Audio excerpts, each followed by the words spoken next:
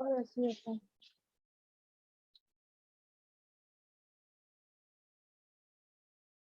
Properties और effect of charges at rest,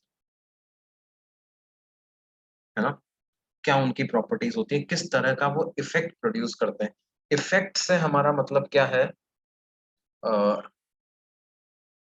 कैसा force लगाते हैं, उनकी वजह से एनर्जी क्या होती है, उनकी प्रेजेंस में अगर मुझे किसी ऑब्जेक्ट को मूव करवाना है तो कितना वर्क करना पड़ता है।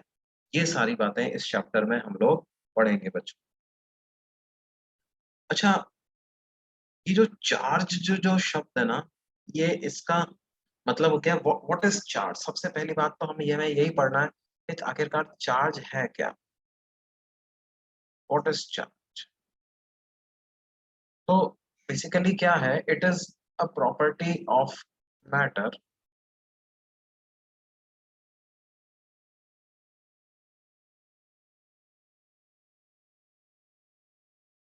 due to which it attracts or repels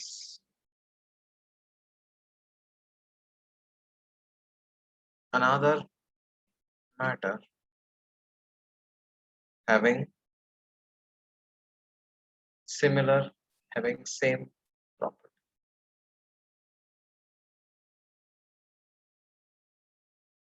देखो, डे टू डे लाइफ में अगर मैं बात करूं तो क्या होता है कि अ, हम एक टर्म यूज करते हैं, चार्ज अप होना, है ना। जैसे लेट्स से कि कोचेस एंड कैप्टन्स वो किसी फुटबॉल मैच के पहले जो है वो अपनी टीम को एक पेप टॉक देते हैं, है ना। They prepare them for that match, उनको जोश दिलाते हैं थोड़ा। तो उसके बाद वो क्या कहते हैं, now the whole team is charged up, get going boys, right. Charge up होना, हम इंग्लिश में भी इस फ्रेज को यूज करते हैं। तो चार्ज अप होने का मतलब क्या है, एक्टिवेट हो जाना, कुछ मतलब एनर्जी दिखाना, जोश दिखाना। तो बात क्या है कि इन 1700s, है ना, अ, कुछ साइंटिस्ट लोगों ने इस तरह का ऑब्जर्वेशन किया कि जब एक ग्लास रॉड को रब किया गया against a silk cloth, a glass rod when rubbed against a silk cloth।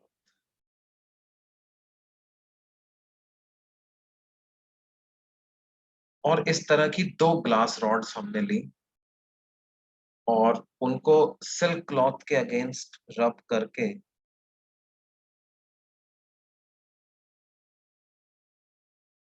एक दूसरे के कांटेक्ट में लाया गया, अनदर ग्लास रॉड।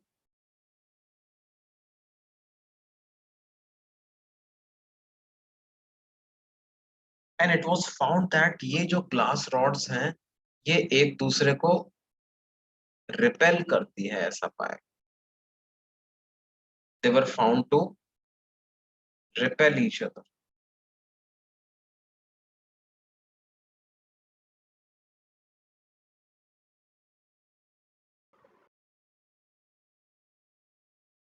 लेकिन ग्लास रॉड और सिल्क क्लॉथ के बीच का इंटरेक्शन जब लोगों ने स्टडी किया तो उसमें क्या पाया, उसमें उन्होंने पाया कि ये एक दूसरे को अट्रैक्ट कर, एक ग्लास रॉड और सिल्क क्लॉथ एक दूसरे को अट्रैक्ट कर। तो लोगों ने क्या कहा, उन्होंने ये टर्मिनोलॉजी यूज करी, उन्होंने कहा कि यार देखो, ये रब करने से पहले तो क्या थे, बिल्कुल बेजान पड़े हुए थे, है ना। और they got lively after these glass rod were rubbed against this silk cloth, है ना। उनमें जान आ गई, लाइवली हो गए, they got charged up, energy आ गई उनमें। तो लोगों ने कहा कि भाई इन्होंने जो प्रॉपर्टी एक्वायर कर ली है इन दिस प्रोसेस, उसको क्या कहेंगे? उसको कहेंगे चार्ज। इनके पास चार्ज आ गया है, ग्लास रॉड के पास चार्ज आ गया है, दोनों के पास चार्ज आ गया है, और सिल्क क्लॉथ के पास भी चार्ज आ गया है। ठीक है। और जब इस तरह की नाम दिया गया, चार्ज आ गया, अब उन्होंने देखा कि यार देखो, इंटरेक्शन जो हो रहा है इस चार्ज की वजह से, जो फोर्स ये लगा रहा है वो दो तरह का फोर्स है। रिपल्शन भी हो रहा है, मतलब ग्लास रॉड और ग्लास रॉड को देखूं तो रिपेल कर रहे हैं, लेकिन ग्लास रॉड और सिल्क को देखूं तो वो अट्रैक्ट कर रहे हैं। Glass rod and glass rod, rod और रॉड के बीच में क्या देखा गया? रिपल्शन। और रॉड और सिल्क क्लॉथ के बीच में क्या देखा गया? उसके बीच में देखा गया कि अट्रैक्टिव फोर्स का।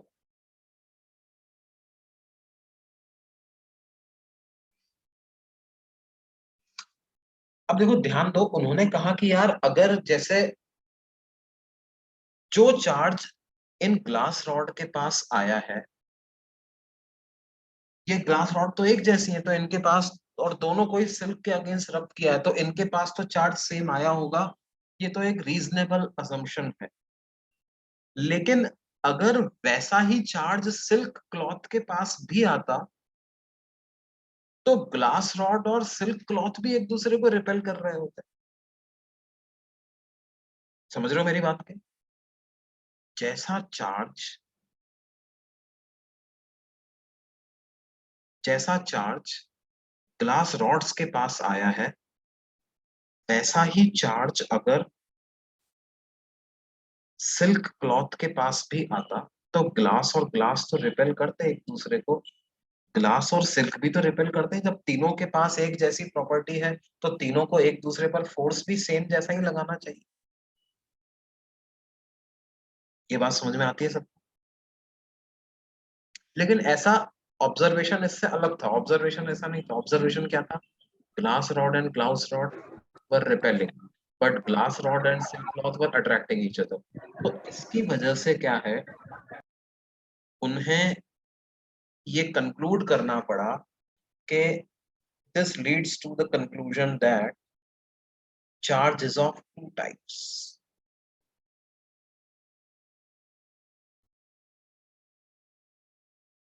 दो टाइप का चार्ज है। और जो लाइक चार्जेस होते हैं, दो टाइप का चार्ज कैसा है? पॉजिटिव चार्ज एंड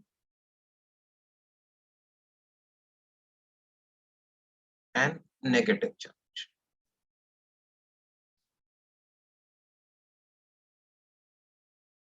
और जो एक जैसा चार्ज है, मतलब इसको हम कहते हैं लाइक चार्जेस रिपेल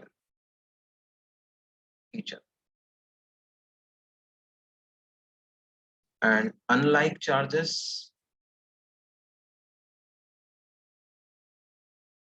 अट्रैक्ट।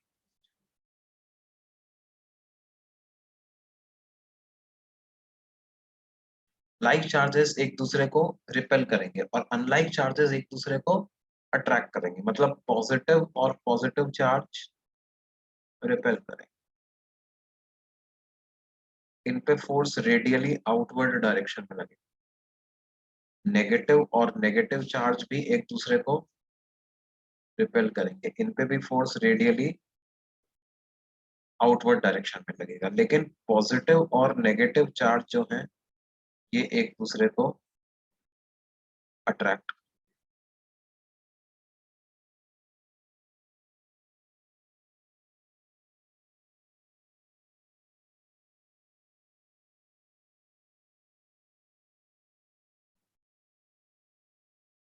ये बात समझ में आती है सबको?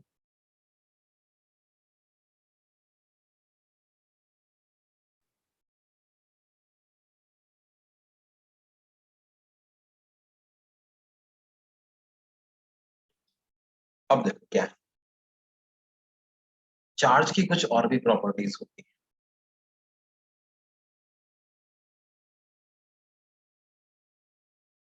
properties of charges. A charge is a scalar quantity.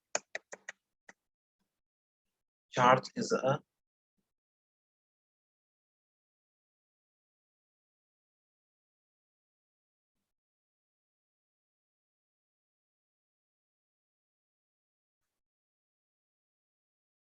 an SI unit of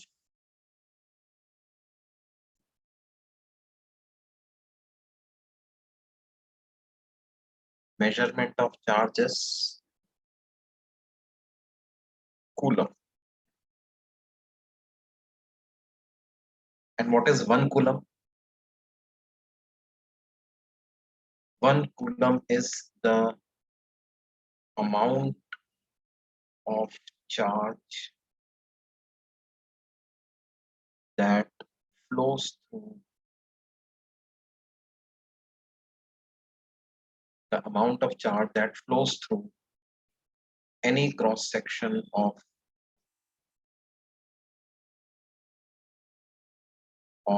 a wire carrying 1 ampere current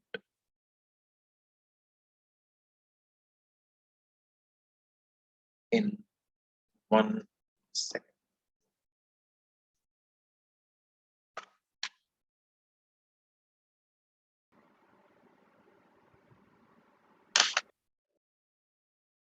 एक ऐसे वायर में से जिसमें कि 1 एम्पियर करंट फ्लो हो रहा है,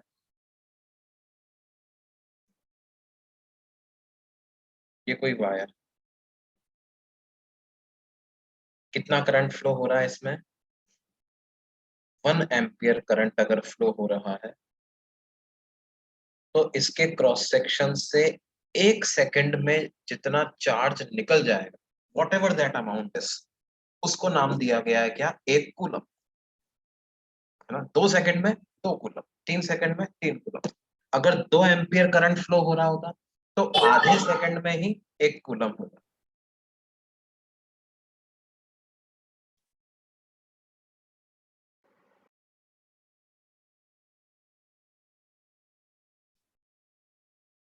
प्रीवियस पेज किसको देखना है?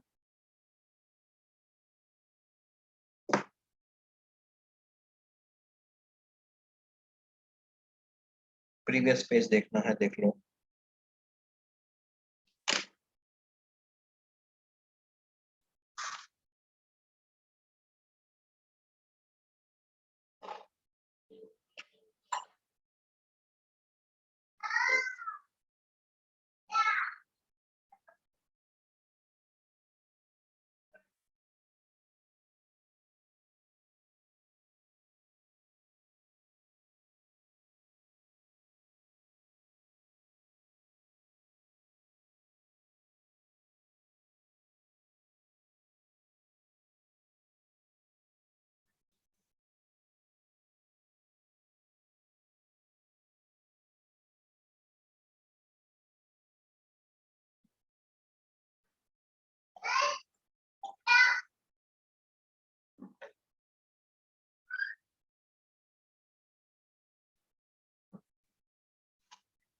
हो गया बेटे, नोट कर लिया ये वाला?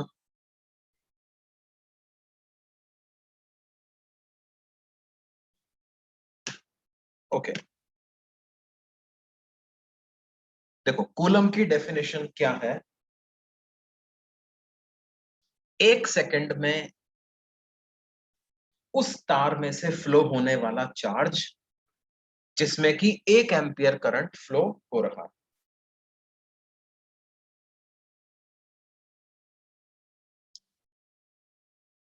In a wire which carries a current of 1 ampere, 1 coulomb is a charge that flows through the wire in 1 second.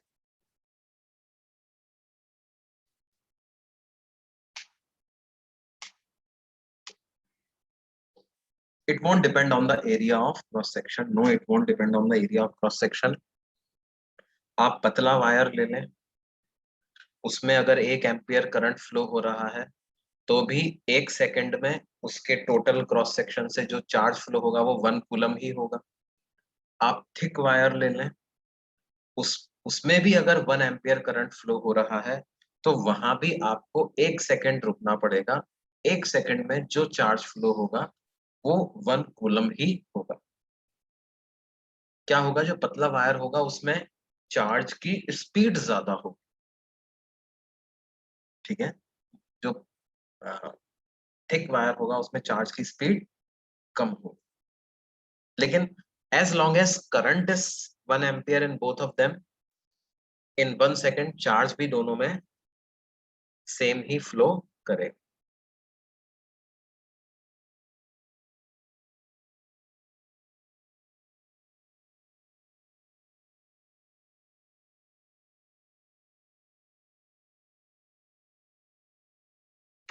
1 coulomb की डेफिनेशन समझ में आई बच्चों?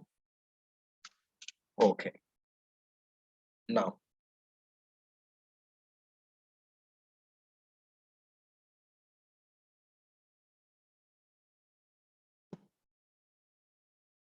This is SI unit of measurement of charge.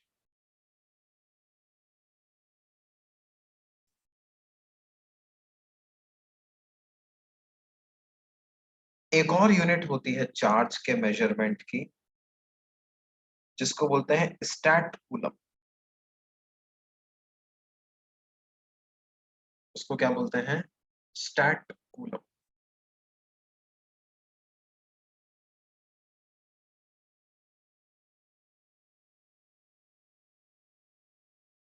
वो statcoulomb किसके बराबर होता है? 1 stat coulomb. इसको कैसे पढ़ते हैं? स्टैट, ये बराबर होता है अप्रोक्सीमेटली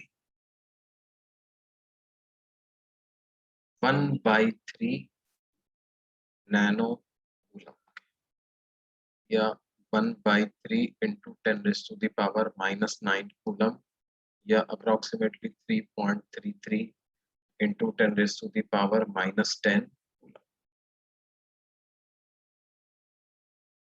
देखो ये कुछ प्रीफिक्सेस हैं जो हमें ध्यान रखने हैं।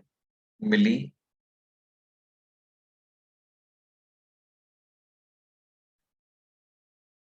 माइक्रो, नैनो, पिको, फेम्टो, है ना। मिली मतलब होता है 10⁻⁻3। माइक्रो मतलब होता है 10⁻⁻6। नैनो मतलब होता है 10⁻⁻9। पिको मतलब होता है 10⁻⁻12। फेम्टो होता है 10⁻⁻15, है ना।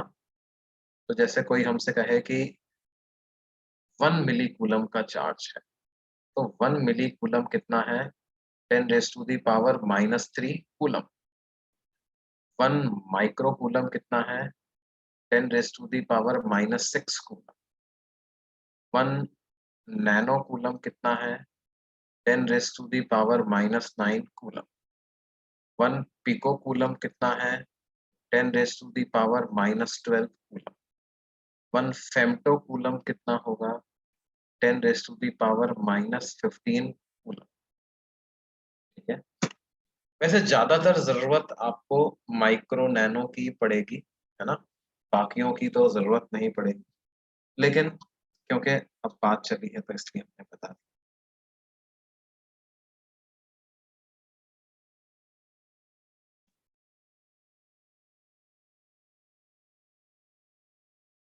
माइक्रो का साइन होता है, जो म्यू होता है ना बेटे, मैं फिर से बना देता हूँ उसको। वो होता है ऐसा, म्यू।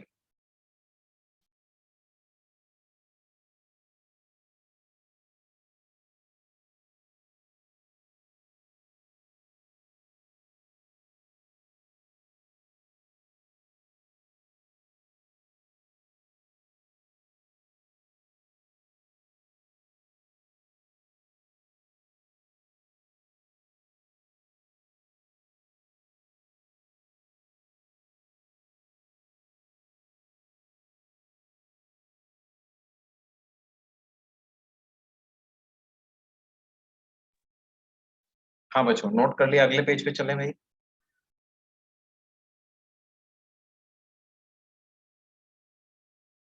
स्मॉल पी, पिको का साइन है स्मॉल पी, ठीक है।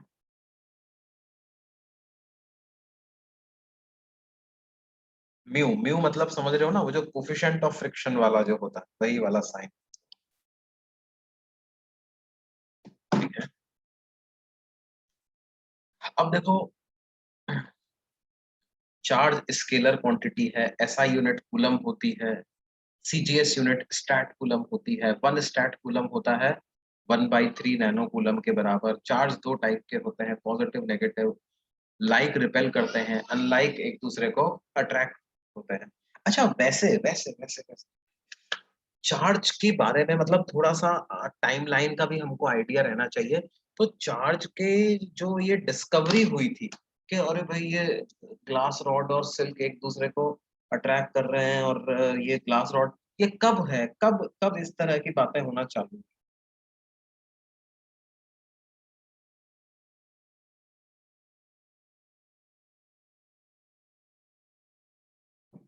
किसी को कोई आइडिया कब कब ये बात होना चालू हुई होगी?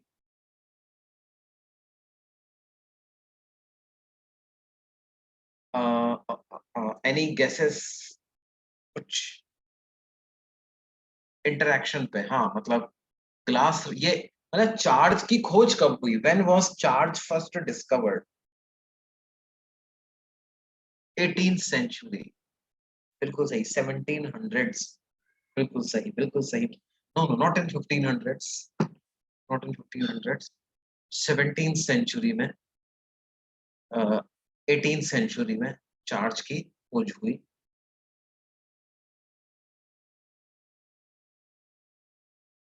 और नो नो नो, एक बच्चे ने आंसर दिया है 1897 बाय जे थॉमसन। नहीं बेटे, 1897 में डिस्कवर हुआ था electron. And it is a mark, why I am putting this timeline is context, क्योंकि ये बड़ा ही मतलब आनंद ले देगा, मजा आ जाए तुमको। क्या है, मार्वलस स्टोरी होती है। Electron was discovered in 1987, sorry 1897 by J Thompson.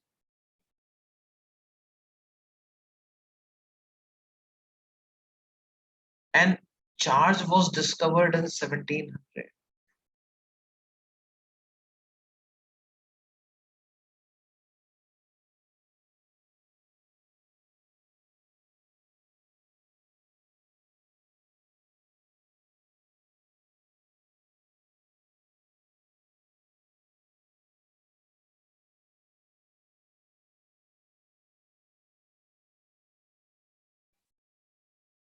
No no, वाई से, अच्छा एक मिनट बिफोर वी मूव, एक बच्चा बोल रहा है सर, ये अगर स्टैट कूलम सीजीएस यूनिट है तो पावर ऑफ 10 से डिफर होना चाहिए। क्यों क्यों क्यों बेटे, ऐसा क्यों? पावर ऑफ 10 से क्यों डिफर होना चाहिए? ये तुमने लॉजिक कैसे लेके आया?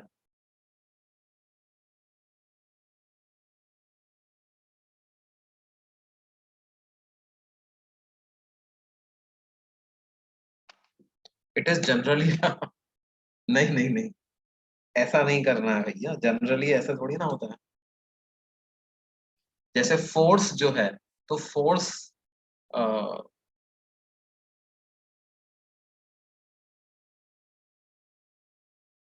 मतलब वो क्या होगा, क्योंकि देखो यहाँ पर क्या है, कुछ और वेरिएबल्स भी इन्वॉल्व होते हैं, है ना। Some other variables are also involve. तो मैं, अच्छा मैं समझ गया तुम क्या बोलना चाह रहे हो, कि सर कुछ ऐसा परफेक्ट एक्सपोनेंट आना चाहिए था, जैसे 10⁻³ 10⁻⁴। Okay okay, I I I got your point. बड़ा अच्छा पॉइंट है, बड़ा अच्छा पॉइंट है कि सर ये जनरली तो ऐसा होता है कि 100 या 1000 या 10,000 या 10⁵, शायद यही बोलना चाह रहे हो तुम, है ना। हाँ, तो इसमें इसमें क्या है, इसमें थोड़े से अजीब अजीब कॉन्स्टेंट्स भी आते हैं इसमें, है ना। अजीब कांस्टेंट से मतलब क्या है? अजीब कांस्टेंट से इसका मतलब ये है कि थोड़ा सा रुक जाओ, है ना, थोड़ा सा रुक जाओ, इसको अपन मतलब तुम्हें समझ में आ जाएगा, थोड़े समय के बाद समझ में आ जाएगा, है ना। क्योंकि ये डायरेक्टली मीटर सेंटीमीटर या इस तरह से नहीं है, है ना। उसके मीटर सेंटीमीटर तो है ही इसमें, इसके अलावा भी कुछ चीजें और भी हैं। ठीक है, तो उन कांस्टेंट्स को जब मैं सीजीएस में कन्वर्ट करता हूँ तो ये 1/3 वाला फैक्टर वहां से आ जाता है। ठीक है, ये ये क्लियर हो जाएगा अपने को कि ऐसा क्यों हो रहा है।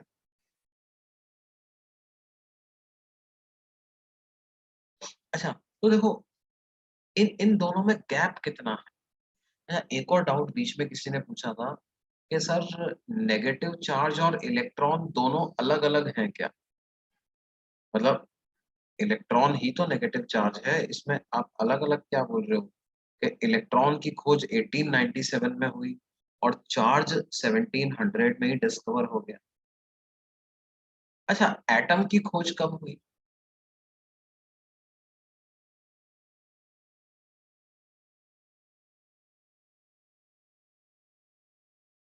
Atom was discovered by Dalton in 1800।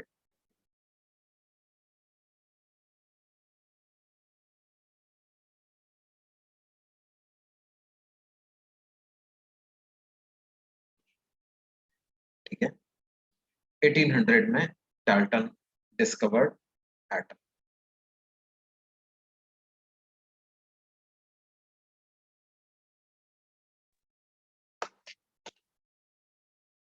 Indian Vedas charge has been discovered much more early than western.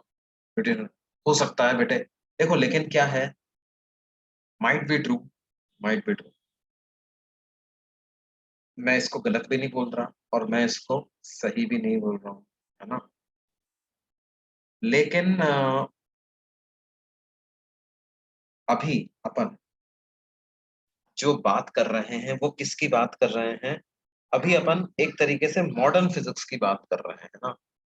A, Newton और उसके बाद के एरा की बात कर रहे हैं।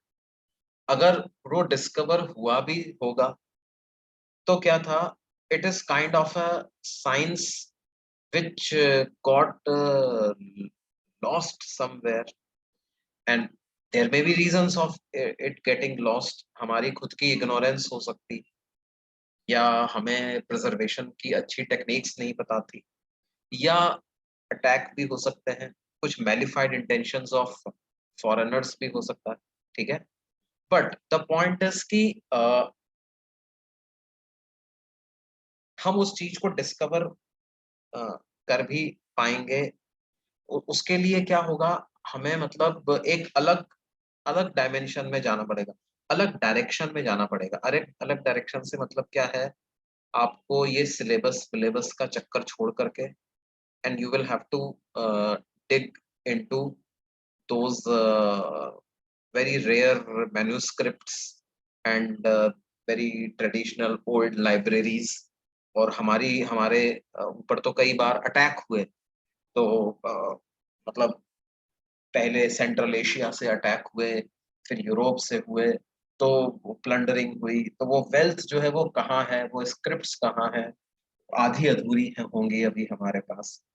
तो हाँ, तो इसकी वजह से क्या है, अ, अब वो करना चाहिए एक्चुअली, एफर्ट कुछ लोगों को करना चाहिए। ये सब के बारे में अभी अपने को नहीं पढ़ना है ना। तो हम इन सब के बारे में बात करने जाते हैं तो क्या है, we lose track of things. अभी जो हमें प्रिस्क्राइब्ड है उसके बारे में अपन बात करेंगे। तो this is what our syllabus says. देखो, जो यहाँ पर मार्वल करने की बात है, जिस बात पे मैं तुम्हारा ध्यान लेकर जाना चाहता हूँ वहां पहुंचो तुम। ध्यान में तुम्हारा कहाँ लेके जाना चाहता हूँ कि चार्ज की खोज और इलेक्ट्रॉन नाम का पार्टिकल कोई होता है, इसकी डिस्कवरी में कितना डिफरेंस है? ऑलमोस्ट 200 ईयर्स का difference. This is a gap of कितना? 200, ठीक है। तो long before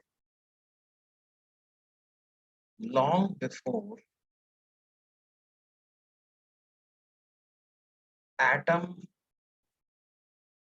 and electrons were discovered,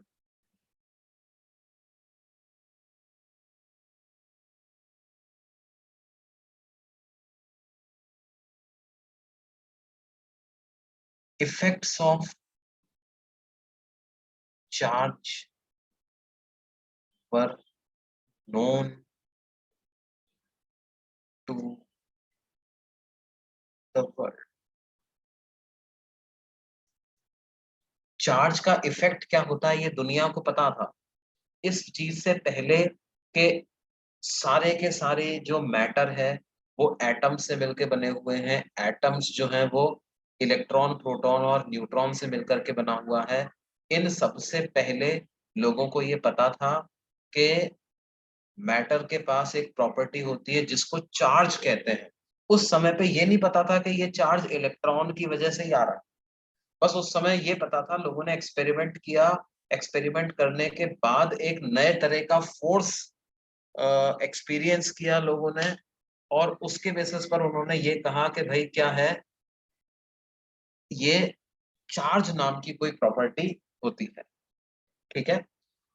उस समय पर ये नहीं पता था कि भाई फंडामेंटली हर बॉडी के अंदर चार्ज है। आज को हमें पता है कि जब वो ग्लास रॉड्स एक दूसरे को अट्रैक्ट या रिपेल नहीं भी कर रही थी, एक दूसरे को रिपेल नहीं भी कर रही थी, उस समय भी उस ग्लास रॉड के अंदर एक पार्टिकल था। उस पार्टिकल का क्या नाम था? इलेक्ट्रॉन।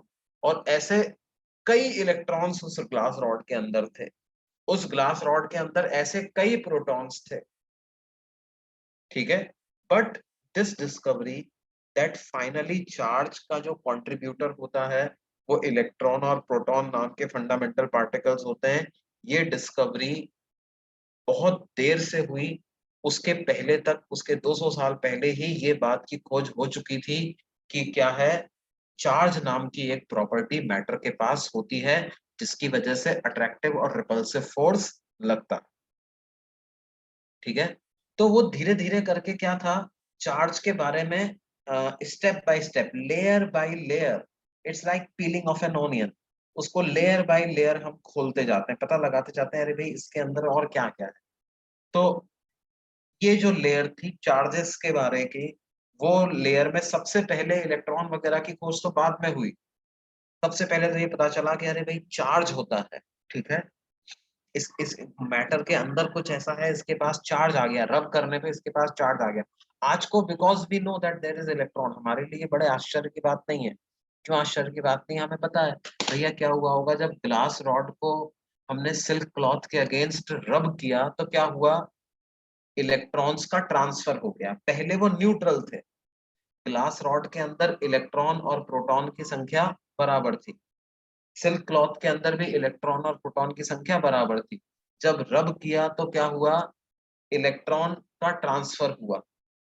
जहां से इलेक्ट्रॉन चले गए उसके अंदर क्या स्थिति हो गई, इलेक्ट्रॉन कम रह गए प्रोटॉन की तुलना में। प्रोटॉन की संख्या तो उतनी रही, इलेक्ट्रॉन कम हो गए। तो जहां से इलेक्ट्रॉन चले गए उसके पास पॉजिटिव चार्ज आ गया, और जहां जिस मैटर में इलेक्ट्रॉन ट्रांसफर हुए उसके पास नेट कैसा चार्ज आ गया, नेगेटिव चार्ज आ गया।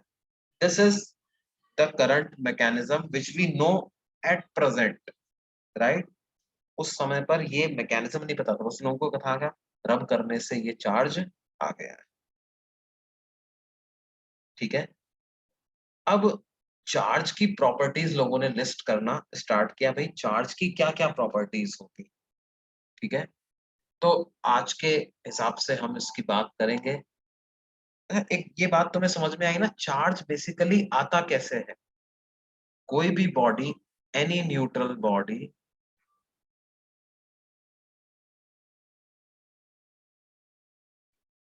Has equal number of electrons and protons in it. any neutral body has equal number of electrons and protons in it, and charge of electron कितना होता है? Charge of electron is -e, यानी -1.602 into 10⁻⁻19 coulomb. Charge of proton कितना होता है? +e, मतलब +1.602 into 10⁻⁻19 coulomb. ठीक है, जब तक उस बॉडी के अंदर इलेक्ट्रॉन और प्रोटॉन की संख्या बराबर है, तब तक क्या होगा, वो हमें न्यूट्रल प्रतीत होगी। ऐसा लगेगा कि उसके पास कोई चार्ज ही नहीं है। हम थोड़ी अंदर जाके देख रहे हैं इलेक्ट्रॉन प्रोटॉन, हमें तो बाहरी रूप से वो कैसा इफेक्ट प्रोड्यूस कर रहा है वो दिखाई देता है, तो वो हमें न्यूट्रल दिखाई देगा। उसके अंदर चार्ज है, लेकिन जितना नेगेटिव है उतना ही positive.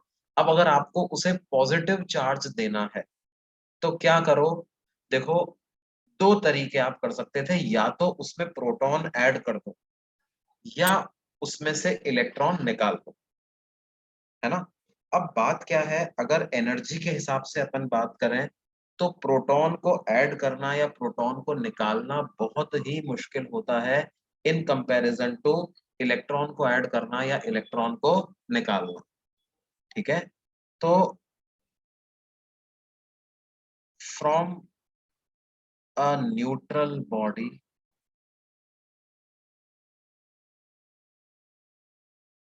when electrons are removed,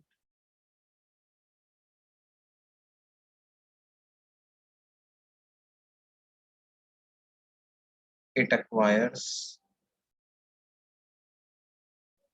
positive charge. And from a neutral body,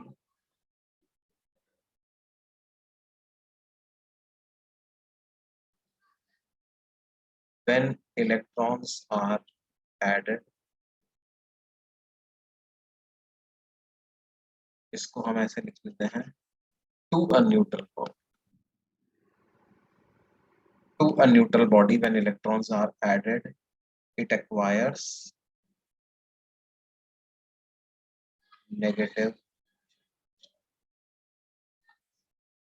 ठीक है, जब एक न्यूट्रल बॉडी से इलेक्ट्रॉन निकाल लेंगे तो उसके पास पॉजिटिव चार्ज आ जाएगा, जब एक न्यूट्रल बॉडी में इलेक्ट्रॉन ऐड कर देंगे तो उसके पास नेगेटिव चार्ज आ जाएगा। ये बात समझ में आती है बच्चों?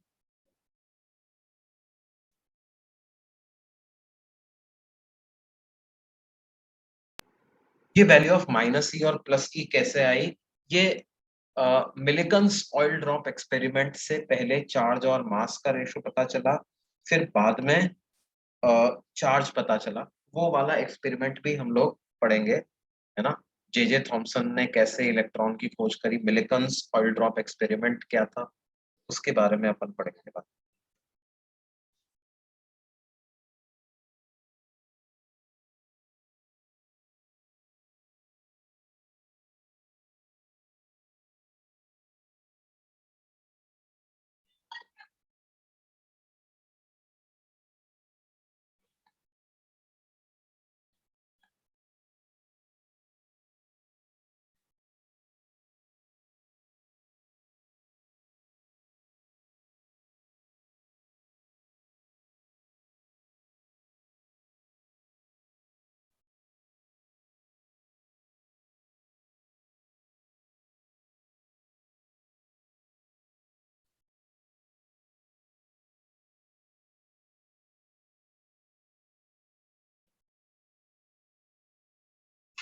नहीं नहीं नहीं नहीं नहीं, बिल्कुल एटॉमिक स्ट्रक्चर जैसा बिल्कुल नहीं है, है ना।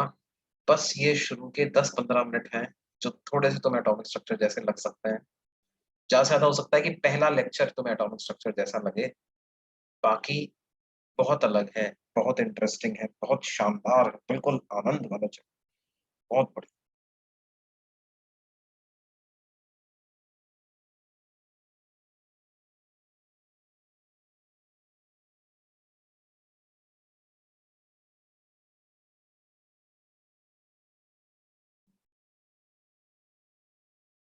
इलेक्ट्रॉन और प्रोटॉन का चार्ज अलग अलग हो जाए और उनकी संख्या अलग अलग हो जाए, ऐसा हो तो सकता था, it was possible, it was probable. लेकिन आज की तारीख में हमने प्रोटॉन की जब खोज करी तो प्रोटॉन का चार्ज पता चल गया, और जब ये पता चला कि प्रोटॉन और इलेक्ट्रॉन का चार्ज एग्जैक्टली एक दूसरे का अपोजिट होता है, तो फिर न्यूट्रल बॉडी में उनकी संख्या बराबर ही होनी पड़ेगी।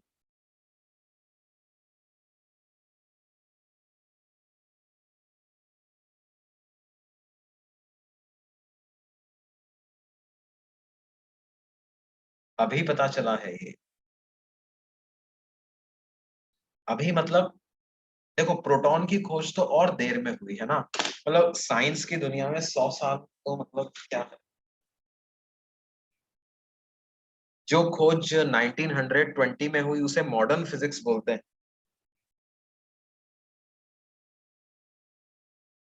और न्यूटन को फादर ऑफ मॉडर्न साइंस बोलते हैं ना, पता है ना तुम।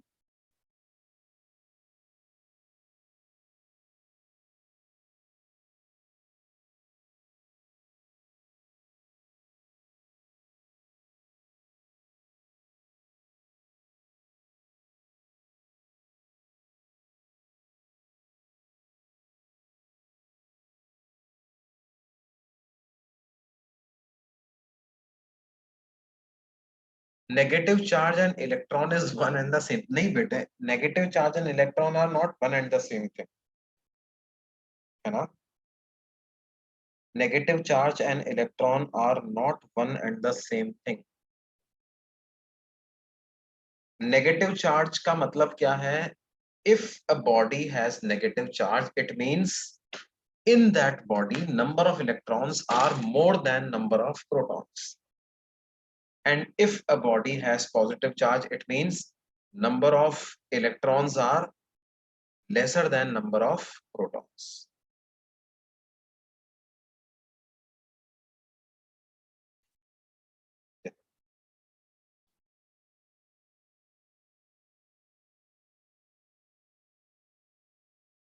तो देखो, चार्ज की कुछ प्रॉपर्टीज लोगों ने बताई, प्रॉपर्टीज ऑफ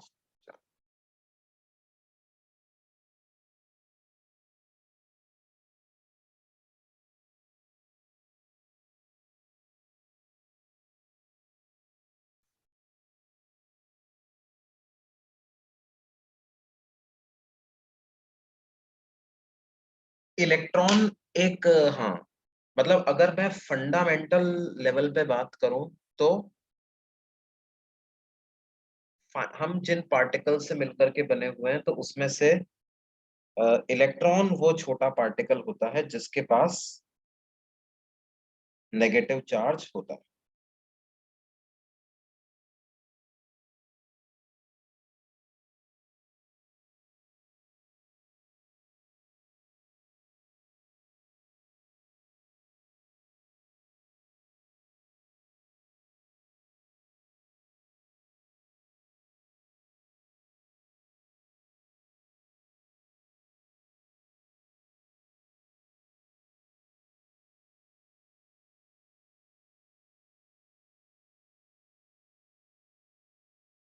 न्यूट्रॉन्स के बारे में कब पता चला था? सबसे लेट 1900, 1928 या 1931, है ना। प्रोटॉन्स के बारे में 1920 में पता चला।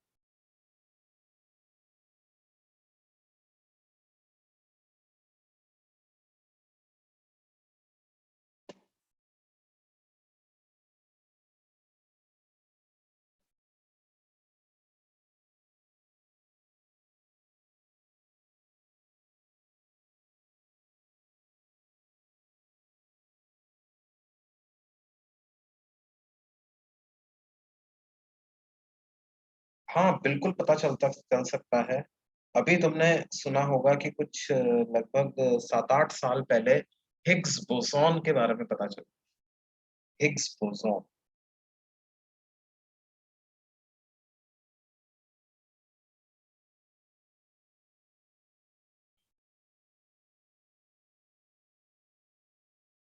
ओके बच्चों, तब हम प्रॉपर्टीज ऑफ चार्ज के बारे में पता करते हैं।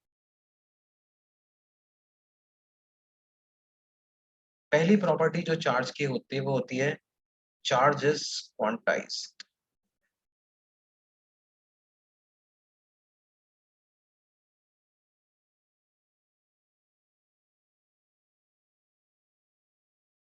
क्वांटाइज्ड का मतलब क्या होता है?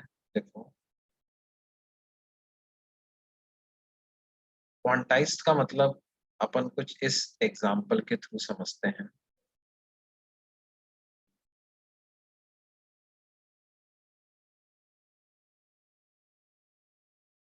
हिग्स बोसॉन के बारे में कुछ लोग क्यूरियस हैं।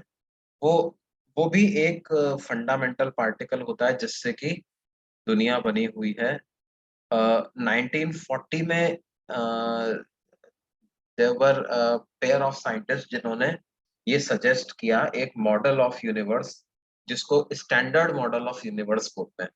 तो उन्होंने कहा कि देखो, ये जो प्रोटॉन और न्यूट्रॉन है, इलेक्ट्रॉन, ये फंडामेंटल पार्टिकल्स नहीं है। ठीक है। हाँ बिल्कुल बिल्कुल। इलेक्ट्रॉन और प्रोटॉन के अलावा भी पार्टिकल्स होते हैं जिनके पास चार्ज होता है, जैसे क्वार्क्स होते हैं बेटे। क्वार्क्स, क्वार्क्स के पास चार्ज होता है +-e/3, +-2e/, ऐसा चार्ज क्वार्क्स के पास होता है। ठीक है। लेकिन ये अनस्टेबल होते हैं, मतलब क्वार्क बहुत ही जल्दी कंबाइन वगैरह कर होके इलेक्ट्रॉन और प्रोटॉन में ही कन्वर्ट हो जाते हैं फाइनली। ठीक है। शॉर्ट लिव्ड होते हैं, इनकी लाइफ बहुत छोटी होती है। शॉर्ट लिव्ड मतलब इतने छोटे समय के लिए ये एग्जिस्ट करते हैं कि इनको डिटेक्ट कर पाने में भी दिक्कत हो जाती है,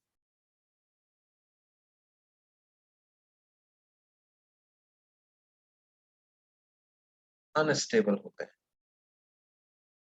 ठीक है। देखो, quantize charge is quantized. Quantized का मतलब क्या होता है, देखो वो समझते हैं अपन। मान लो ये ग्राउंड फ्लोर है और ये फर्स्ट फ्लोर। ठीक है। और ग्राउंड फ्लोर से फर्स्ट फ्लोर जाने का दो रास्ता है आपके पास, एक तो स्टेयर्स से जा सकते हो, दूसरा आप क्या है, एक रैंप है, उस रैंप से भी जा सकते हो, again from ground floor to first.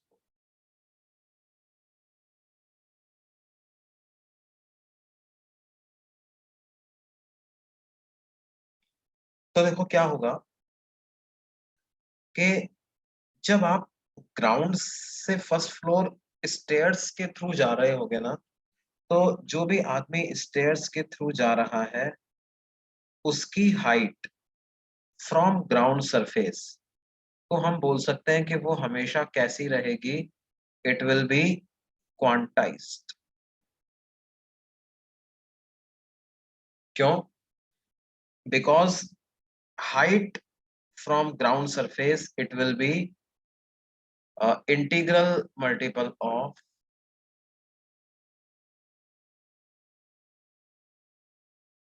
Height of one stair.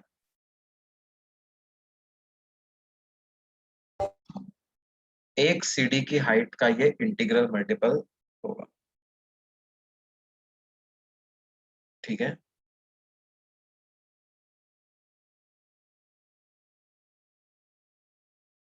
क्या यहाँ पर, जैसे मान लो एक सीढ़ी जो है वो 6 इंच की है, हाइट ऑफ वन स्टेयर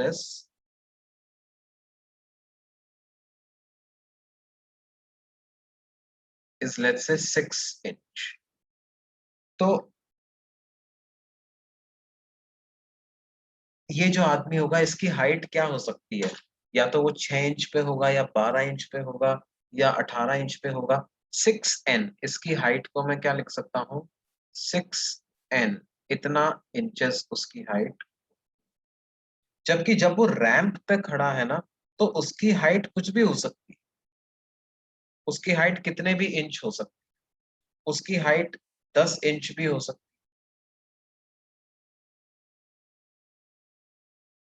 उसकी हाइट 40 इंच भी हो सकती है कि नहीं हो सकती, इट कैन बी एनीथिंग। उससे कहें भाई आप 10.1 इंच पे जाकर खड़े हो जाओ, तो वो 10.1 इंच पे जाके भी खड़ा हो सकता है। यहाँ पे हम आपसे कहें कि साहब आप 5 इंच की हाइट पे जाकर के खड़े हो जाओ, तो यहाँ पर आपकी हाइट 5 इंच नहीं हो सकती। तो हम क्या कहेंगे कि इस वाले पर्सन की हाइट इज क्वांटाइज्ड।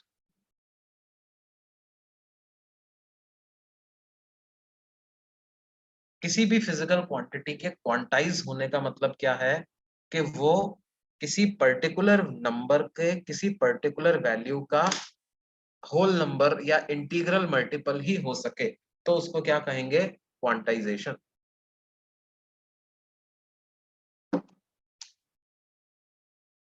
ये बात समझ में आती है? तो लोगों ने क्या कहा कि साहब चार्ज जो है वो भी क्वांटाइज्ड है।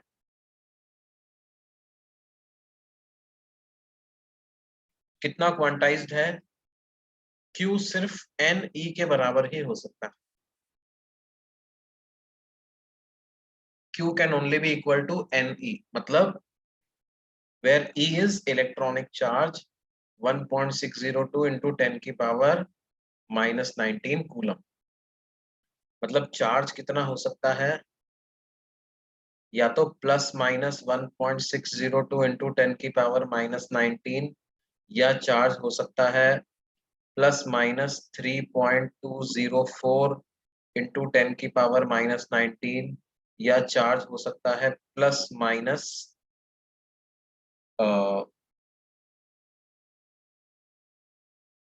4.806 इंटू 10 की पावर -19। इतना ही चार्ज हो सकता है। कोई कहे कि यार एक ऑब्जेक्ट के पास चार्ज है 5.2 इंटू 10 की पावर -19 कूलम, तो इसका मतलब है कि वो आदमी झूठ बोल रहा है, ऐसा चार्ज हो ही नहीं सकता।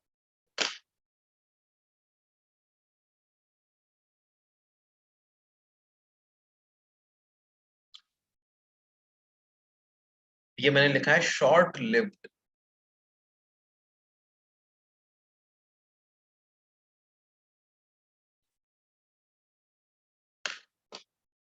Short lived highly unstable particles होते हैं।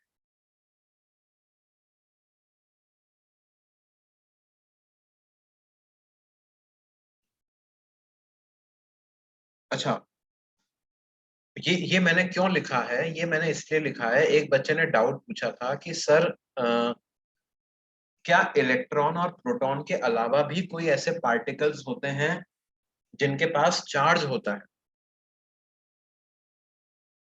तो भाई बात क्या है कि हाँ बिल्कुल होते हैं। इलेक्ट्रॉन और प्रोटॉन फंडामेंटल पार्टिकल नहीं होते, उनसे भी छोटे पार्टिकल्स होते हैं, है ना? मतलब इलेक्ट्रॉन और प्रोटॉन भी किसी न किसी से मिल के बने हुए हैं,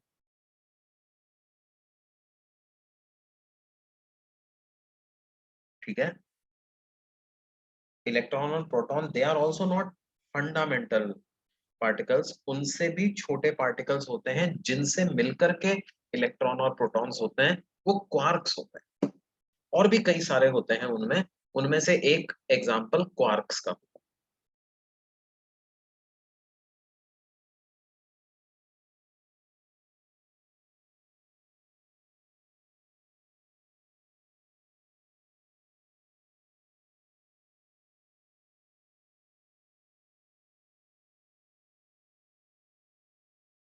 हाँ, क्वार्क्स का चार्ज प्लस माइनस एनी नहीं होता, लेकिन बात क्या है, क्योंकि क्वार्क्स तो शॉर्ट लिव्ड होते हैं ना, वो जल्दी से कंबाइन होकर के इलेक्ट्रॉन और प्रोटॉन में ही बन जाते हैं। वो जल्दी से कंबाइन होकर के क्या है, इलेक्ट्रॉन और प्रोटॉन में ही कन्वर्ट हो जाते हैं। अपने सिलेबस में इलेक्ट्रॉन और प्रोटॉन ही है ना?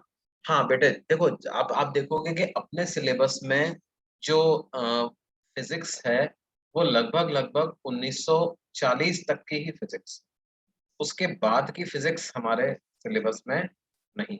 1940 तक जो डिस्कवरीज हुई, विद इन दैट फ्रेमवर्क की हम बात करते हैं, क्योंकि इसके बाद की जो डिस्कवरीज हुई वो मेनली क्वांटम वाली हुई, और क्वांटम क्वांटम की चीजों को पढ़ने के लिए क्या है, मतलब आपको कम से कम बीएससी लेवल तक की मैथमेटिक्स आनी चाहिए, तभी आप क्वांटम को समझ सकते हैं, ठीक है? मतलब वेक्टर कैलकुलस, पार्शियल डेरिवेटिव, वो सारी चीजें इसमें। खैर, क्वांटाइजेशन का मतलब समझ में आया मेरे को। अरे यार, हमें तो बीटेक में पूरी क्वांटम फिजिक्स पढ़ाई थी, तुम क्या बात कर रहे हो। बीटेक में हमें क्वांटम फिजिक्स पढ़ाई गई थी।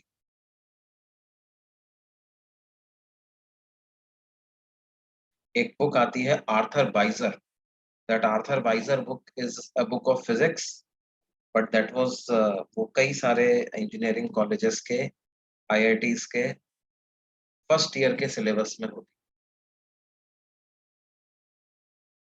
हाँ, मैं भी गया था। My rank was 740।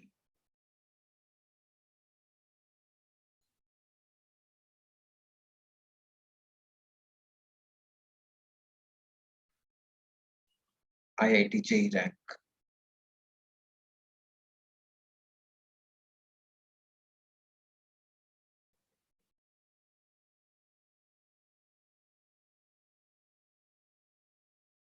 Electronics and communication.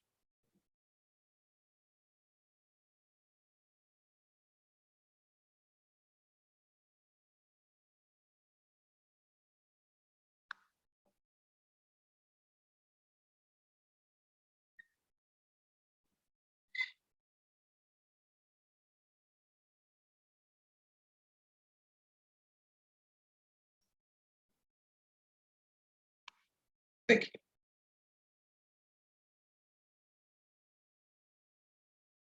हमारे रैंक भी ऐसे आते। हाँ, तो ऐसी रैंक आएगी, इससे भी अच्छी आएगी। इसी के लक्ष्य के हिसाब से तो पढ़ाई कर रहे हैं भाई हम।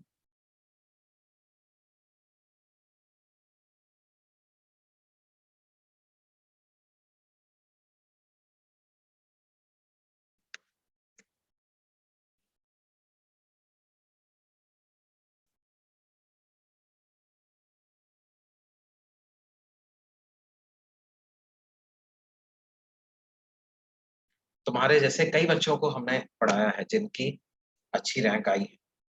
100, 200, 400, 600 बहुत है।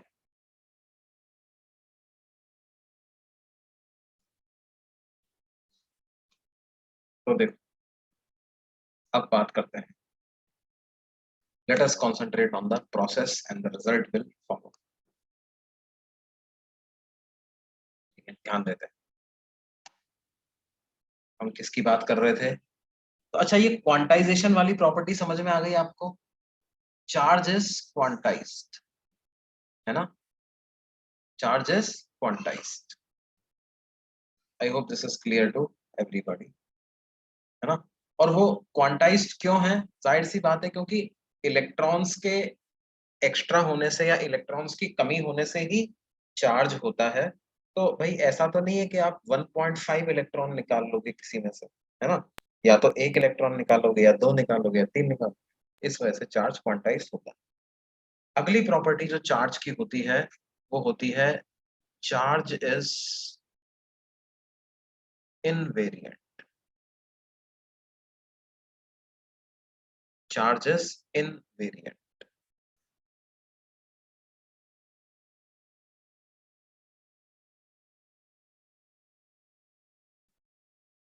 इनवेरिएंट से हमारा मतलब क्या है। देखो भाई, लोगों ने ये कहा कि साहब मैटर जो भी होता है उसके पास दो एट्रीब्यूट्स होते हैं, दो प्रॉपर्टीज होती हैं, दो करेक्टरिस्टिक्स होती हैं उसकी। एक उस मैटर का मास और एक उस मैटर का चार्ज। जैसे मान लो कोई भी नया फंडामेंटल पार्टिकल साइंटिस्ट लोग डिस्कवर करते हैं, तो उसके बारे में क्या बताएंगे अपने को। भाई, एक पार्टिकल मिला है जिसका मास इतना है, चार्ज इतना है। ठीक है।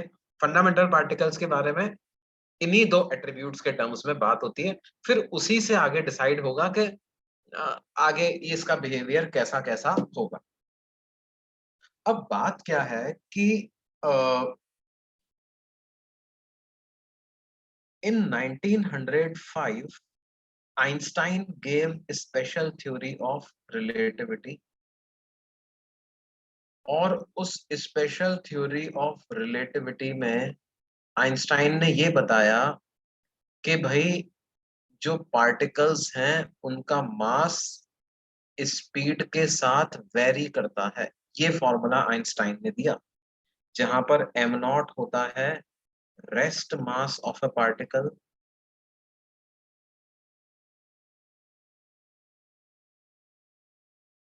एम होता है mass of particle travelling with speed v,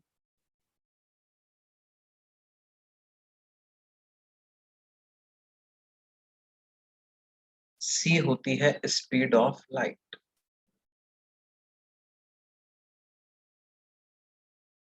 इस फॉर्मूले के हिसाब से अगर आप देखोगे तो जैसे जैसे स्पीड बढ़ेगी मास की वैल्यू बढ़ती जाएगी। जैसे जैसे स्पीड बढ़ेगा ये डिनोमिनेटर कम होता जाएगा, तो मास की वैल्यू बढ़ती जाएगी।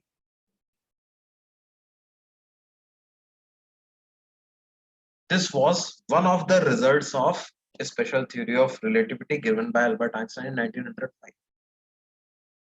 स्पीड बढ़ेगी तो मास बढ़ेगा। ठीक है।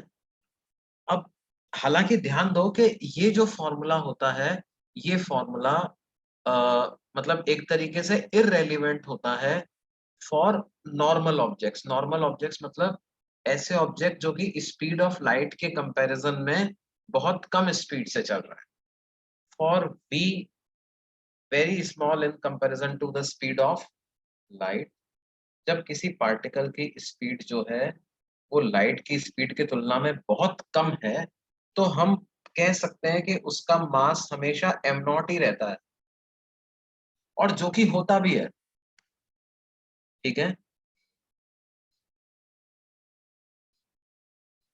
देखो क्या है कि लाइट की स्पीड होती है 3 × 10⁸ है ना। स्पीड ऑफ लाइट इज कितना, 3 × 10⁸ अगर हम जो है जेट प्लेन्स की भी बात करें, जेट प्लेन्स की क्या स्पीड होती है बच्चों?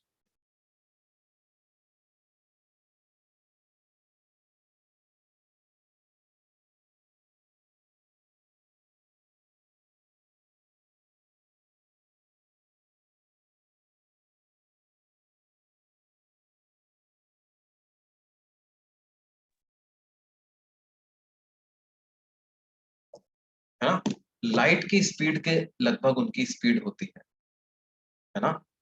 मतलब वन, एक बच्चे ने क्या लिखा है, 10,000 मीटर पर सेकेंड, नहीं, 10,000 मीटर पर सेकेंड इतनी ज्यादा नहीं होती। देखो साउंड की स्पीड क्या होती है, साउंड की स्पीड होती है 330 मीटर पर सेकेंड। ठीक है। तो जैसे कोई तुमने इस तरह की टर्मिनोलॉजी पढ़ी होगी कि जेट प्लेन ऑफ माक 1। ठीक है। मार्क मार्क नंबर क्या बताता है, how many times the speed of plane is that of the speed of sound. तो मार्क 1 मतलब उसका स्पीड है साउंड की स्पीड के बराबर, यानी 330 मीटर पर। मार्क 2 का मतलब क्या है, मार्क 2 का मतलब है उसकी स्पीड जो है वो twice of speed of sound के बराबर, यानी 660 मीटर पर। ठीक है। जनरली मार्क 2 भी बहुत ज्यादा होती है। अपन मार्क 1 के प्लेन की भी अगर बात करें तो 330 मीटर पर सेकेंड का मतलब कितना हो गया, 330 को हम किलोमीटर पर आवर में कन्वर्ट करें तो 18/5 कितना किलोमीटर पर आवर, तो ये 66 ऐसा आ जाएगा।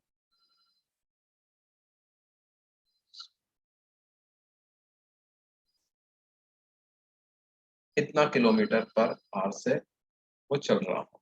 ठीक है, अच्छी खासी स्पीड है।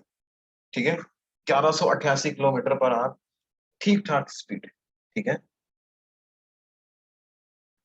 अब बात क्या है कि इतनी स्पीड से चलने वाले जेट प्लेन के लिए भी ये वाला फॉर्मूला आप लगाओ या मत लगाओ कोई फर्क नहीं पड़ता, क्योंकि उसके लिए क्या करोगे आप, स्पीड को रखोगे 330 मीटर पर सेकंड। डेनोमिनेटर में क्या है, डेनोमिनेटर में लाइट की स्पीड है, तो अंडर रूट ऑफ क्या हो जाएगा, 1 - 330 डिवाइडेड बाई 3 × 10⁸ का स्क्वायर, ऐसा आ जाएगा। 330 डिवाइडेड बाई 3 × 10⁸ का स्क्वायर। तो ये क्या बचेगा, मान लो इसको अप्रोक्सीमेटली 300 ही माने अपन, तो 10⁻⁻6 का स्क्वायर अंडर रूट 1 - 10⁻⁻12। अरे तो भाई ये तो एम नॉट ही हो गया ना, for all practical purposes it is am not only, right. तो क्या है, इतनी स्पीड से चलने वालों के लिए ये फॉर्मूला लगाने की जरूरत नहीं है ना, इससे कुछ खास फर्क नहीं पड़ेगा उनके मास पे। कब फर्क पड़ने लगेगा, कब तक फर्क पड़ने लगेगा, जब स्पीड कितनी होने लग जाए, ऐसी हो जाए 2 × 10⁷ मीटर पर सेकेंड, है ना। ऐसी कब होती है स्पीड, एक इलेक्ट्रॉन जब एटम के अराउंड ऑर्बिट में घूम रहा होता है, तो उसकी ऑर्बिटल स्पीड का क्या फॉर्मूला होता है बच्चों। इलेक्ट्रॉन की ऑर्बिटल स्पीड का क्या फॉर्मूला होता है, 2.18 इंटू 10⁻⁶ Z/n, इतना मीटर पर सेकेंड। ऐसी ऑर्बिटल स्पीड ऑफ इलेक्ट्रॉन होती है कि नहीं होती, एटॉमिक स्ट्रक्चर में ही आपने देखा, है ना। तो ये ये 10⁶ इतनी स्पीड पर, है ना। तो जैसे जब जब हम इलेक्ट्रॉन और इतने हल्के पार्टिकल्स की बात कर रहे होते हैं, तो इनकी स्पीड इतनी पहुंच सकती है ना, ताकि क्या है, इनके मास में जो वेरिएशन आ रहा है एज पर दिस फॉर्मूला, वो हमें कंसिडर करना पड़ेगा, ठीक है। और जो भी फिर उसके बाद मैकेनिक्स वगैरह के रिजल्ट होंगे, वो इस फॉर्मूले को ध्यान में रख करके हमें निकालने पड़ते हैं।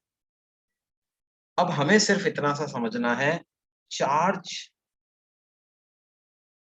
Follows no such formula as above, that is, it does not vary with speed.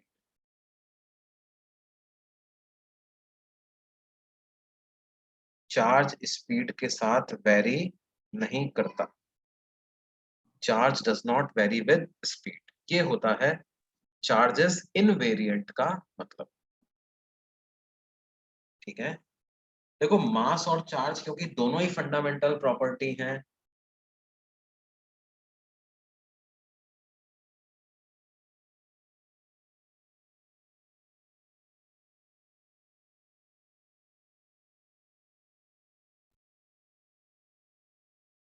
ये फॉर्मूला इसलिए बताया बेटे क्योंकि चार्जेस इनवेरिएंस का मतलब तो समझाना पड़ेगा ना भाई।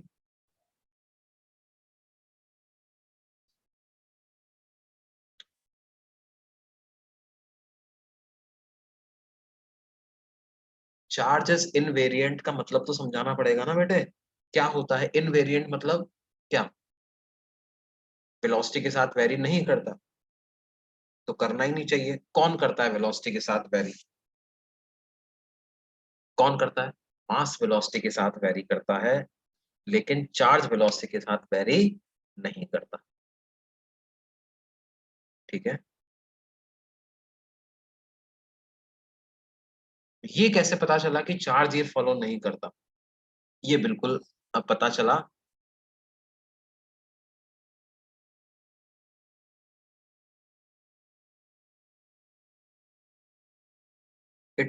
Is it even possible to get an electron at rest? Yes, it is possible to get an electron at rest, बिल्कुल, ऐसा बिल्कुल संभव है, हम इलेक्ट्रॉन को रेस्ट पे रख पाए, बिल्कुल संभव है बेटे। मिलिकन्स ऑयल ड्रॉप एक्सपेरिमेंट में ऐसा पढ़ेंगे।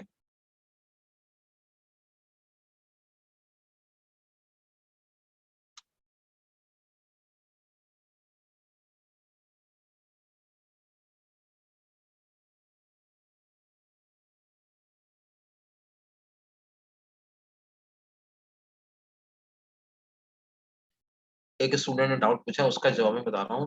पूछ रहे हैं सर, इलेक्ट्रॉन का मास हम बोलते हैं कि 9.1 इंटू 10⁻³ किलोग्राम होता है एट रेस्ट। क्या इलेक्ट्रॉन को रेस्ट पे रखना पॉसिबल भी है? हाँ, बिल्कुल possible.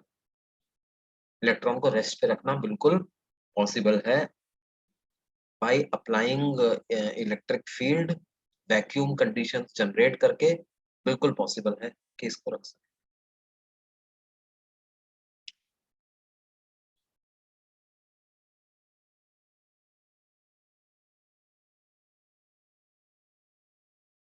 Why does mass differ with velocity in small particles? Uh, this this itself is a special theory of relativity, है ना? वो वो अभी हम नहीं पढ़ेंगे।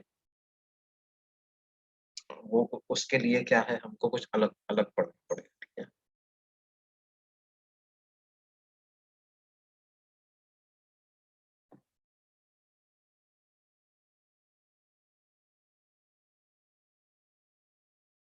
अच्छा, आगे चलें। अगली स्लाइड की बात करें बच्चों।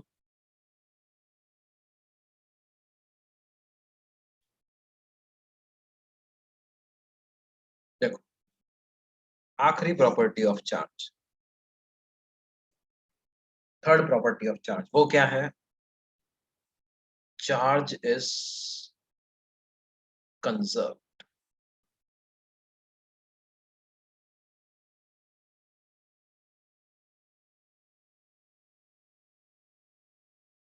फिर से फिर से इसकी तुलना कैसे होगी? फिर मास से होगी भी, है ना? चार्ज का हमेशा जो है वो कंपैरिजन मास से किया जाएगा, उसके, क्योंकि मास के बारे में तो हमें पता है ना, मास क्या है। मास के बारे में हम कंफर्टेबल महसूस करते हैं। What is mass? I know what is mass, कितना भारी लग रहा है। मास का इफेक्ट ग्रेविटी से फील किया जा सकता है, राइट?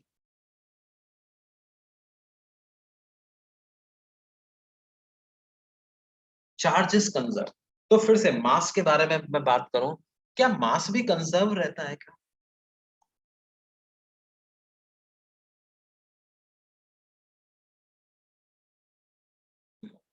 मास कंजर्व नहीं रहता।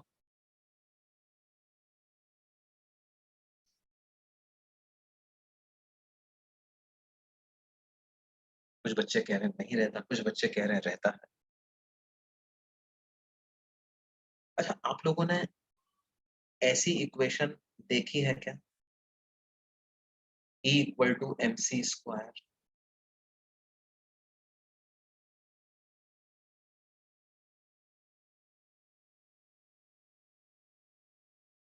बिल्कुल बिल्कुल। किसी बच्चे ने यहाँ पर मास डिफेक्ट और न्यूक्लियर एनर्जी नाम की चीज मेंशन करी थी। बिल्कुल बिल्कुल सही, बिल्कुल सही जगह पर पहुंचे हैं ये। जिसने भी न्यूक्लियर एनर्जी और मास डिफेक्ट की चर्चा करी, बिल्कुल सही जगह पे पहुंचे हैं। देखो, ये इक्वेशन है, ये इक्वेशन क्या बताती है? एनर्जी मास इक्विवेलेंस की ये relation. This equation was also given by Albert Einstein. और जब हम इक्विवेलेंस,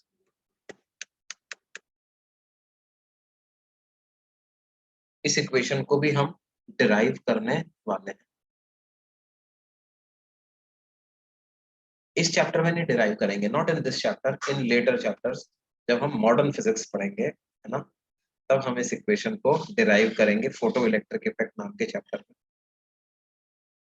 एनर्जी मास इक्विवेलेंस, ये इक्वेशन क्या कहती है? ये कहती है कि मास can be converted into energy.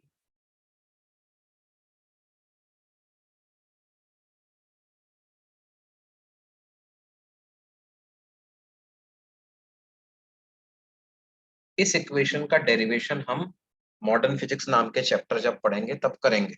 अभी के लिए इस इक्वेशन क्या कहना चाहते हैं उसके बारे में अपन बता रहे हैं। ये एनर्जी मास इक्विवेलेंस की इक्वेशन है। ये क्या इक्वेशन कहती है? मास can be converted into energy, है ना? तो if mass m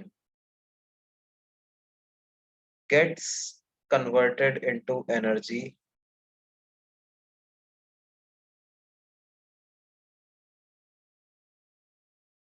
the energy release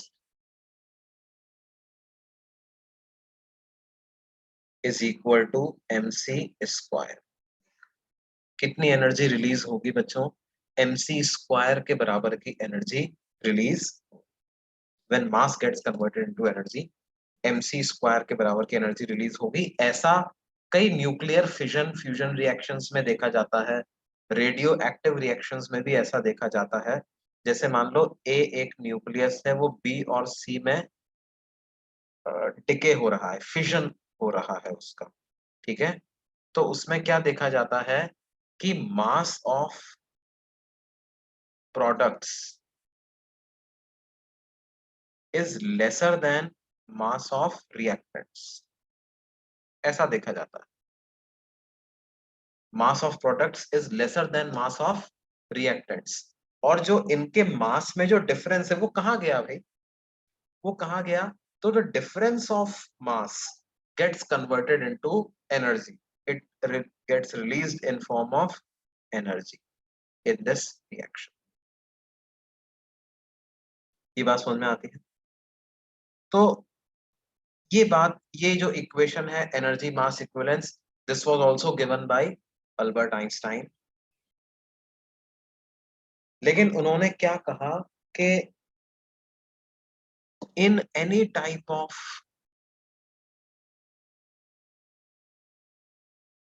nuclear और chemical transformation,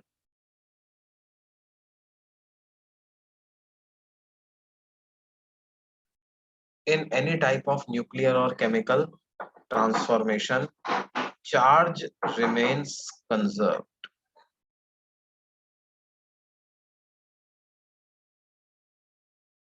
In any type of nuclear or chemical transformation, charge remains conserved.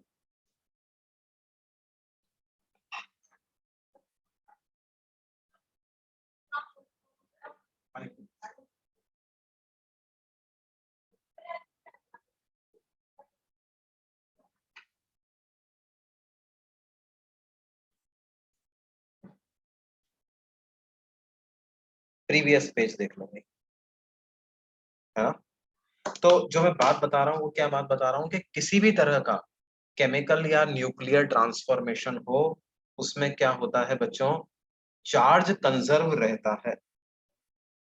मास भले ही एनर्जी में कन्वर्ट हो जाए, चार्ज को इस तरह से एनर्जी में कन्वर्ट कभी नहीं होता। एग्जैक्टली जितना चार्ज रिएक्टेंट्स का हो उतना ही प्रोडक्ट्स का भी होना चाहिए। देखो आप जैसे रिडॉक्स रिएक्शंस की बैलेंसिंग करते हो, तो उसमें चार्ज बैलेंसिंग करते हैं कि नहीं करते हैं? रिडॉक्स रिएक्शंस में क्या करते हैं? चार्ज की बैलेंसिंग करते हैं, है ना। उसी तरह से क्या है, आगे जाकर के जब अपन न्यूक्लियर रिएक्शंस पढ़ेंगे तो उसमें भी हमेशा इस बात का ध्यान रखेंगे कि charge of reactants will be equal to charge of products, ठीक है। Sometimes it happens in fission and fusion reactions की mass of product is lesser than mass of product, mass of reactants, लेकिन चार्ज हमेशा conserve रहता है। तो ये property है चार्ज की। तीन प्रॉपर्टी है। पहली, चार्जेस क्वांटाइज्ड, दूसरी चार्जेस इनवेरिएंट, और तीसरी चार्जेस कंजर्व्ड। ये बात समझ में आती है सबको बच्चों? इसके बाद फिर हम पढ़ते हैं methods of charging. Methods of charging.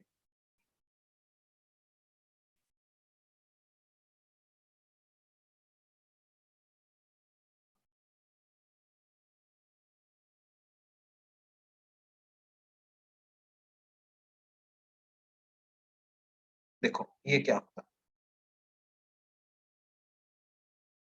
Charging कैसे कैसे कर सकते हैं।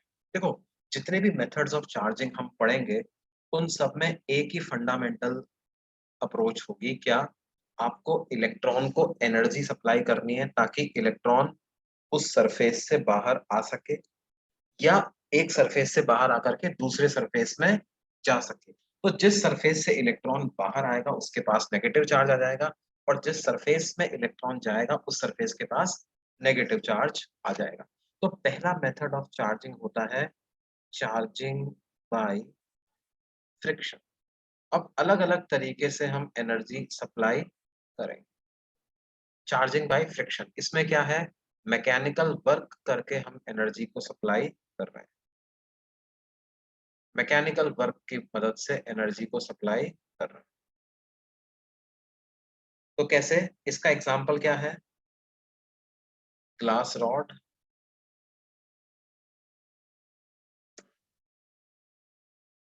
एंड सिल्क क्लॉथ, इलेक्ट्रॉन का ट्रांसफर होता है, फ्रिक्शन, फ्रिक्शन से हीट जनरेट होती है, हीट इलेक्ट्रॉन की एनर्जी मिलती है।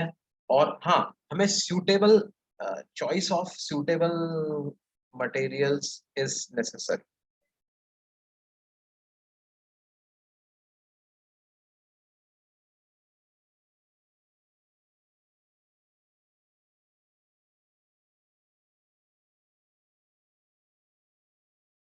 जिन दो मटेरियल्स को आप रब कर रहे हो उनमें से क्या होना चाहिए, एक ऐसा होना चाहिए जिसकी इलेक्ट्रॉन देने की टेंडेंसी हो, दूसरा ऐसा होना चाहिए जिसकी इलेक्ट्रॉन लेने की टेंडेंसी हो, है ना। इस तरह के मटेरियल्स को जब हम आपस में रब करेंगे तो मतलब उनके इलेक्ट्रॉन, क्या बोलते हैं इसको, इलेक्ट्रॉन एफिनिटी बोलते हैं केमिस्ट्री में, है ना। तो एक की इलेक्ट्रॉन एफिनिटी बहुत ज्यादा होनी चाहिए दूसरे की तुलना में,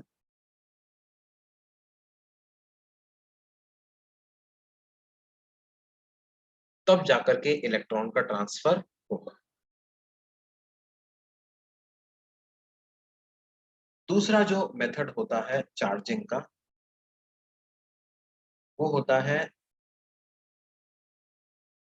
चार्जिंग बाय हीटिंग।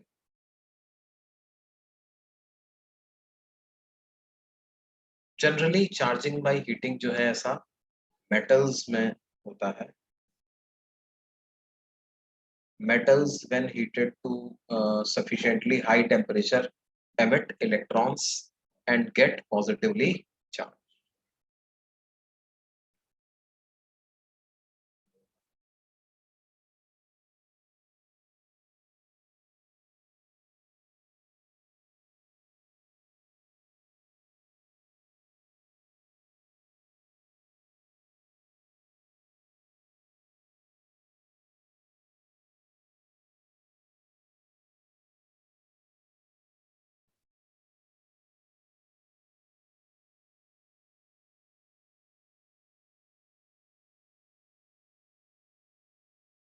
ठीक है बच्चों।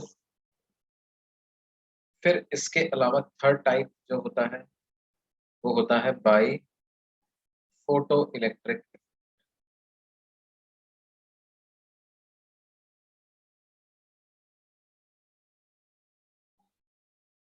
फोटो इलेक्ट्रिक इफेक्ट में क्या करते हैं हम, लाइट की मदद से चार्ज करते हैं।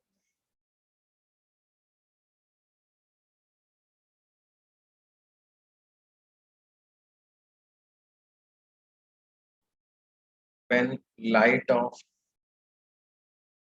appropriate frequency,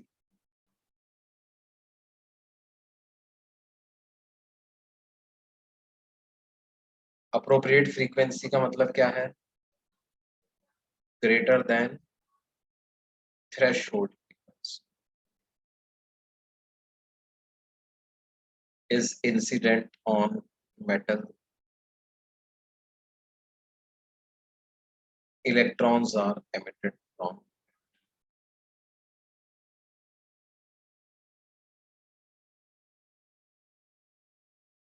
उसमें से इलेक्ट्रॉन्स एमिट,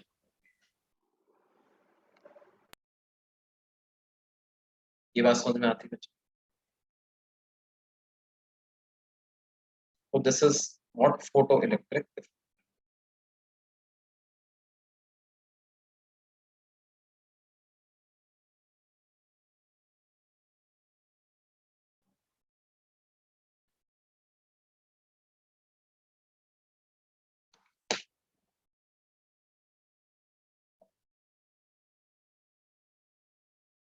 ठीक है भाई, आज के लिए हम इतना ही पढ़ते हैं,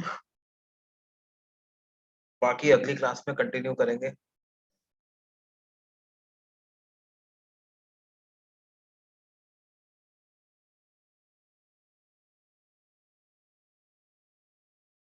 हाँ हाँ, ये चैप्टर थोड़ा अच्छा है, बिल्कुल इंटरेस्ट।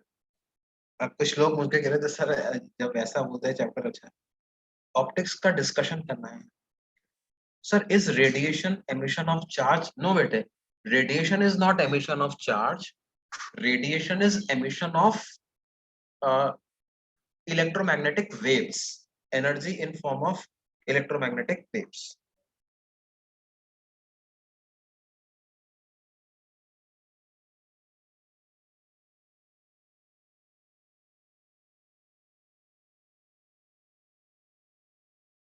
अच्छा, एक मिनट एक मिनट, एक मिनट, मेरे को अभी कोई मैसेज नहीं भेजना है ना, मैं आपको नोट्स भेज रहा हूँ यहीं पे on this group itself. Just wait a minute, मैं बस इस फाइल को रीनेम कर दूं, नाम इसका अप्रोप्रिएट नाम डाल दूं।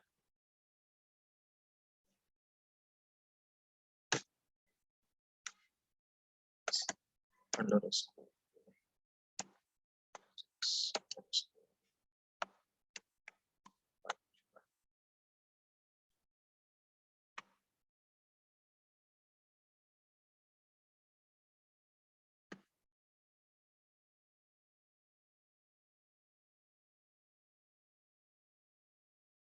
भाई देखो, डरने की तो कोई बात ही नहीं है ना।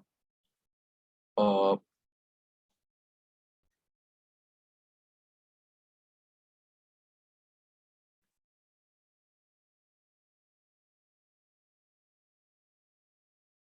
आई स्पेक्टेकल्स का डाउट वहां पे भी सेंड कर दूंगा, बिल्कुल बिल्कुल कर दूंगा बेटे, वहां पे तो करूंगा ही।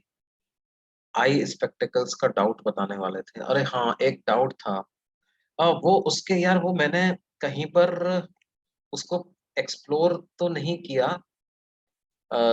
लेकिन जो अभी मेरे दिमाग में जो चीज समझ में आ रही है वो ये है कि प्रोबेबली द जनरली क्या होता है, आई स्पेक्टेकल्स और आई लेंस के बीच की कुछ डिस्टेंस भी होती है ना।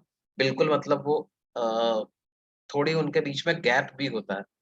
तो because of that gap probably क्या है, आंख लेंस को, आंख के लेंस को उसको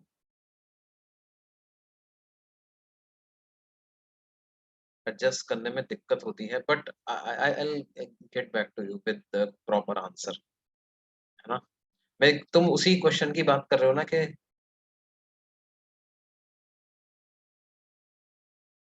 हाँ ठीक, अच्छा, ठीक है बच्चों। अच्छा, अगली क्लास में हम थोड़ा सा ज्योमेट्रिकल ऑप्टिक्स का एक्सरसाइज का डिस्कशन करेंगे, है ना। हमारा एक्सरसाइज वन पार्ट वन और पार्ट टू हो गया था, और अब हमको करना है exercise one part three and exercise two part one, है ना। ये चीज हम लोग डिस्कस करेंगे बच्चों, take a note of this thing. Exercise one part three, exercise two part one, geometrical optics, ठीक है। अभी आज तो हमने इलेक्ट्रोस्टैटिक्स में होमवर्क करने जैसा कुछ पढ़ा नहीं है, तो ये चीज तब तक आप बिल्कुल प्रायोरिटी बेसिस पर कंप्लीट कर लेना बच्चों, ठीक है।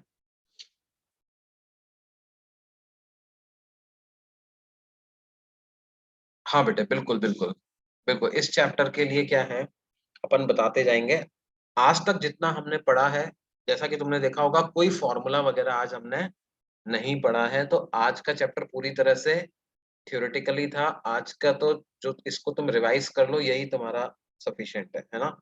अभी के लिए तुम्हें ज्योमेट्रिकल ऑप्टिक्स का ही कंटिन्यू करना।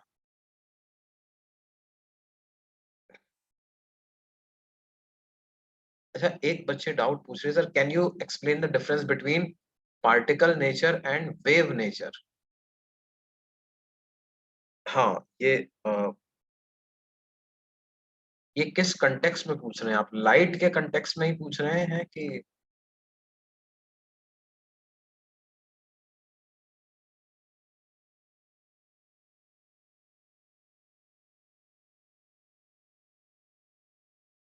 ठीक है, वो जब आएगा तब हम पढ़ेंगे। अपने फिजिक्स में भी है ये सब, de Broglie equation and particle nature, lambda equal to H upon M V, all these things are there in physics also. तो वो जब आएगा तब अपन पढ़ेंगे उसको। ठीक है।